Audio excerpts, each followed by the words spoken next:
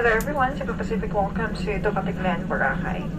We are pleased to announce that we have just landed 25 minutes ahead of our scheduled time of arrival.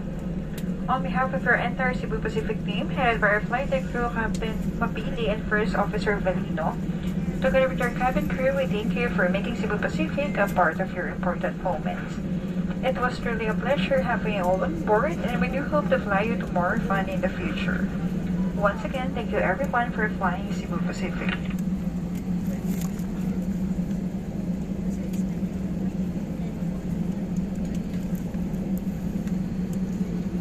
Ladies and gentlemen, we have just landed. For your safety and comfort, please remain seated with your seatbelts fastened until the captain turns off the fasten seatbelt sign. Please check your surroundings to ensure you do not leave your personal belongings behind. Be cautious when opening the overhead bins, as heavy items may have moved during the flight. If you require assistance, please remain in your seat until all other passengers have declaimed. Thank you for flying Cebu Pacific, a member of Value Alliance.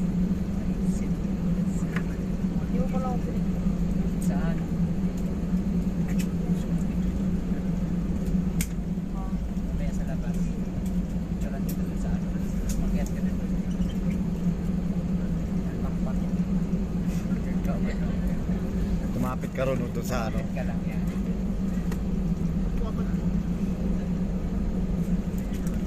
Para pagalitan ka nung piloto.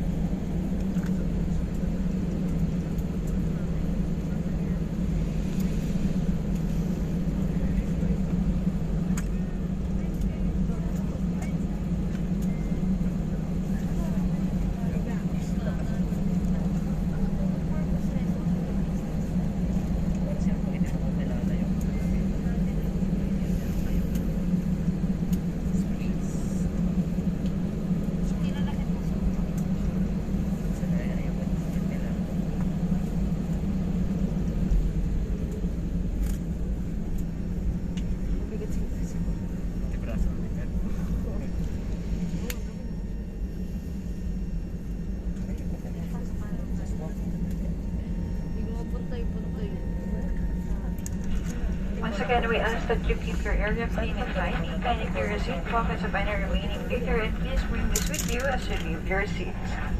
You may dispose this in the bin that will be provided near the exits. We secure operation, ensuring that no litter is left behind in the aircraft.